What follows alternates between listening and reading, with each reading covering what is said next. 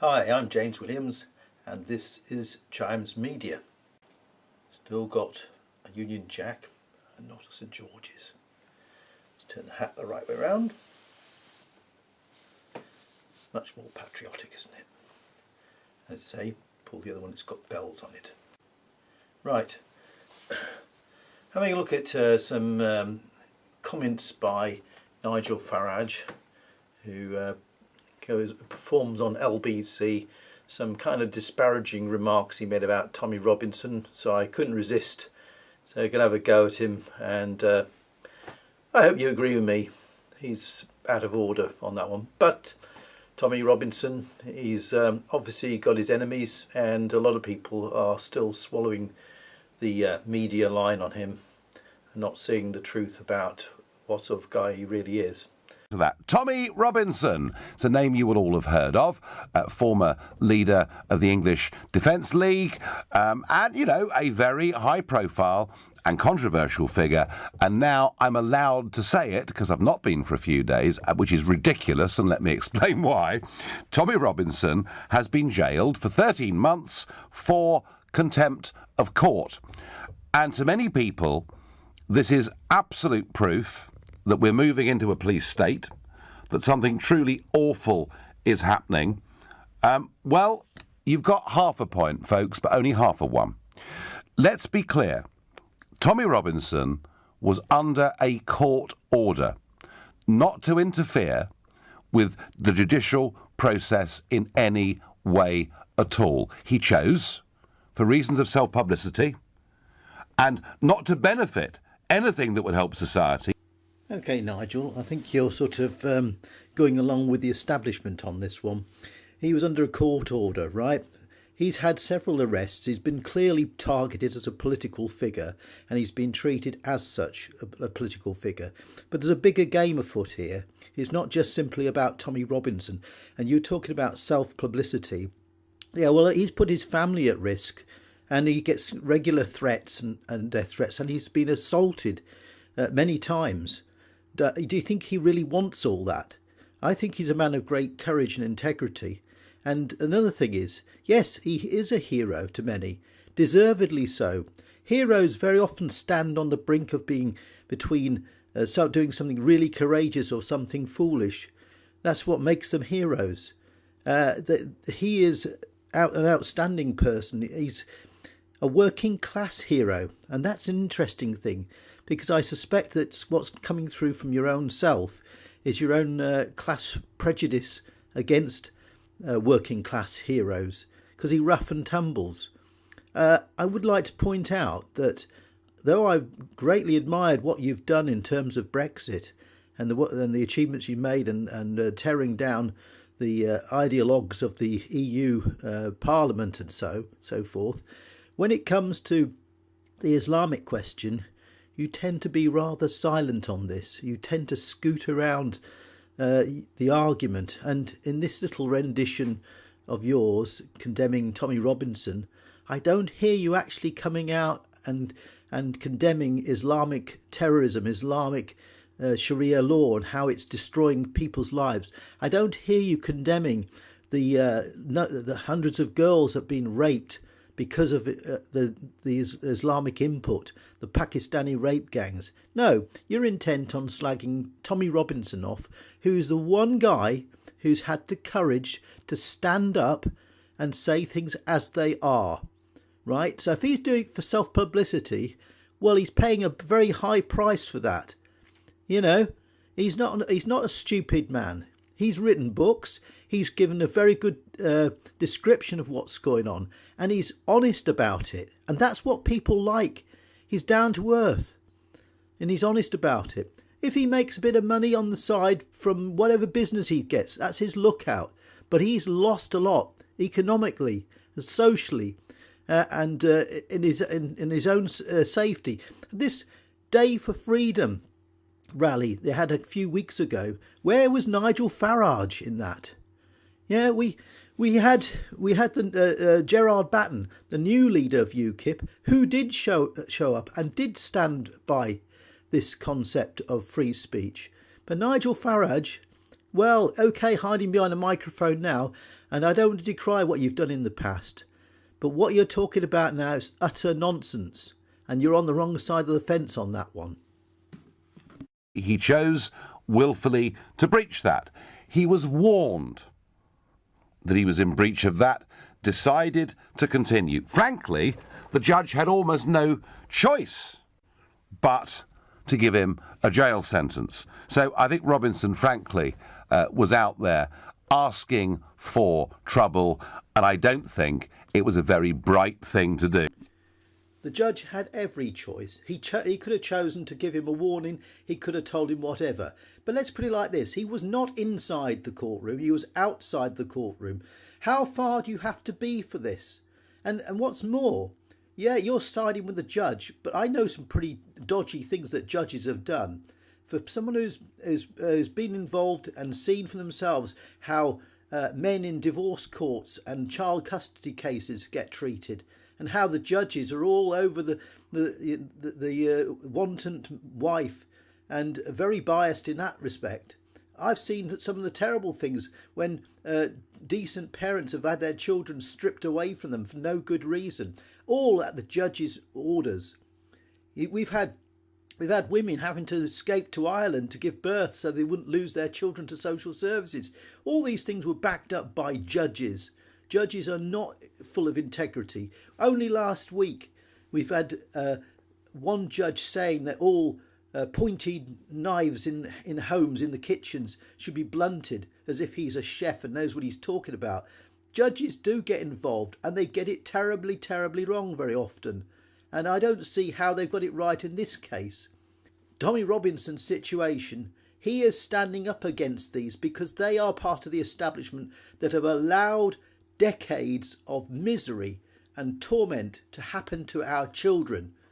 And I can't see how our authorities have any moral grounds for criticising Tommy Robinson when they've been utterly remiss on their responsibilities to the most vulnerable people in our society, i.e. our children. So you should be standing side by side with Tommy Robinson, not shooting him down when he's the one guy that many people look up to. He's the one guy who's actually speaking the truth and not afraid to do so at great risk to himself. Now, against that, let me just say that there does appear to be a very strong desire and willingness amongst much of the police and our judiciary to clamp down on people who make certain criticisms in society. And we are not dealing here with a level playing field. Yes, and here again, it's not a level playing field. Do you know something? There's only one person in the Houses of Parliament that will talk to the likes of Tommy Robinson, and that is Lord Pearson. He's the only one. Why are they not talking to him? Why are they not prepared to listen to other people? Why are they prepared to condemn those that stand by him at rallies and that as far right? Well, let me tell you this much. I've had a look at what position I am in society in terms of political stance, and I think I'm a libertarian. I qualify as that, not as a far righter. And when I've been to these rallies, I talk and listen to a lot of people, and they are very much similar to me. They want freedom to speak your mind and say what you want to say. They are libertarians. They're not far righters. And again, you as a public figure, you as a somebody who's got credibility, you should be standing up alongside us and decrying what the authorities are doing.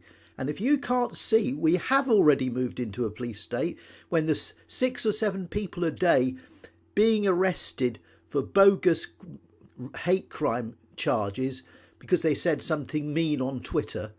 If you can't see that that's where we're headed and that's where we are, and that we've got journalists coming into the country or trying to come into the country, legitimate journalists who want to do interviews of various people, including Tommy Robinson, and being barred and prevented from entering.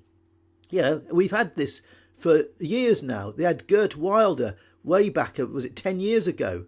He is a legitimate politician, but he was barred from coming in. You know, we are already moved into a police state because certain people in the political class see themselves above the ordinary people.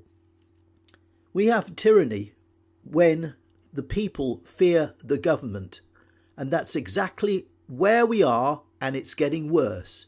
And I can tell you this much, I've been on a few rallies, but the ones that came out shortly after Tommy Robinson's arrest were more angry than most. And again, they're not far righters. They're not associated with some hate group. And I should point out as well, you've got members of the Sikh community standing side by side. There's black people and Asian people and all kinds of different types of people in these rallies. They're not specifically white supremacists. There's none of them I can see there. Maybe there are one or two, but they're certainly not in a majority. The whole point about religious freedom and tolerance is we should all be able to criticise and even mock each other. And I do worry that we're moving into a position where you can criticise some groups in society but not criticise others. Yes, and we're talking about the Islamic community. And if you don't understand it, most people of different religions just want to get along with each other. They're quite happy to live with next door to a Jew or a Hindu or something like that. But Islam is a toxic, vile, I wouldn't even call it religion, it's an ideology. And Christopher Hitchens, the late great Christopher Hitchens, pointed out that what Islam sets out to do is to give a direct how you live your life, how you eat, sleep, drink, who you associate, how you deal with kafirs, and it's total. And the start of total is the first 5 letters of totalitarian. It's a different kettle of fish. We're not talking about blacks or whites or anything else. This is an ideology that is intent on our destruction and to convert the whole of the world to a global caliphate. And people like yourself are helping them. You should stand up because we won't have much time left. We're being outpopulated. And that is a problem. That is a serious problem. When a Muslim person comes to this country, unless they're fleeing from Islam and want to get a better life, when they come to this country, they come as agents to convert the rest of the population to Islam. And it took Spain 500 years to purge Islam from their shores. 500 years it took. How long is it going to take us? And I think for those of you who see Robinson as a hero, well, OK, maybe he does stand up for his point of view. But believe you me, his imprisonment in this case is not heroic in any way at all. Well, again, I disagree with you on that, because it is heroic and he is standing up for a principle and he's putting himself at risk as well. But there's a bigger game afoot here, and that is the Islamification of Britain is well underway and fully endorsed by all the main political parties. And it sounds like, I'm afraid, Nigel, it sounds like you're one of the ones endorsing it. And that, of course, will surprise some of you. But let me just say this finally. The fact we weren't allowed to talk about this for several days because of reporting restrictions is just a nonsense, because the internet has been awash with it. And the reason is the legislation covering reporting restrictions came in 1982 when, well, hardly anybody even had a computer back in 1982, let alone the internet. And we're in this ridiculous world where newspapers, television stations, radio stations are told, under reporting restrictions, they can't discuss some things, but out there on Facebook and Twitter and Instagram, or whatever it is, there's a big open discussion going on. Yeah, a lot of the discussion going on is under pain of sanctions being taken against people like ourselves. And a lot of the discussions are taking place in other parts of the world, out of reach of the clutches of the UK government's controls, and that's what's happening. But there are other moves afoot, as you should know as well, with Article 13, I believe it's called, of the EU. So we won't be able to talk to each other soon. Yes, we're moving very rapidly into a totalitarian system, and that was the game all the way along.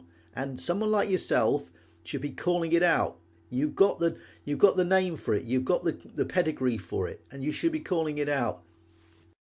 It's a nonsense, and I do feel that what I've just said about Robinson I'd much rather have said at the end of last week than having to wait legally until today. Something fundamental needs to change with our reporting laws. The internet has changed the game. So maybe, just maybe, Parliament should wake up to that as well. I'm afraid the Parliament are lame ducks. Most of them don't live with their constituents. They don't understand what they're going through. And many of the parliamentarians are very steeped in their own prejudice.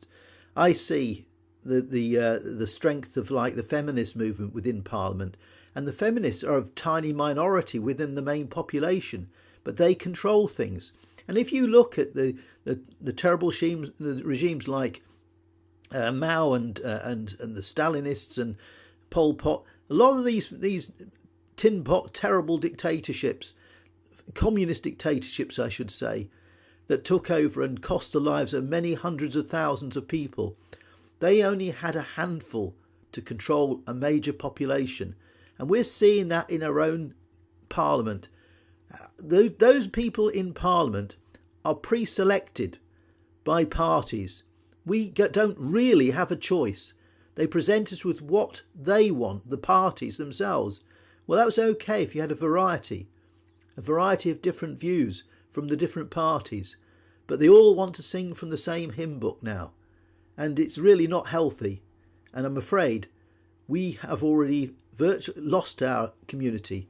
And we're in a situation, we're the underdogs now, and we're having to fight back from grassroots without the support of the political establishment, without the legal system helping us, and without the forces of law and order as well. And on top of that, we have a media which constantly puts us down or fails to report the truth.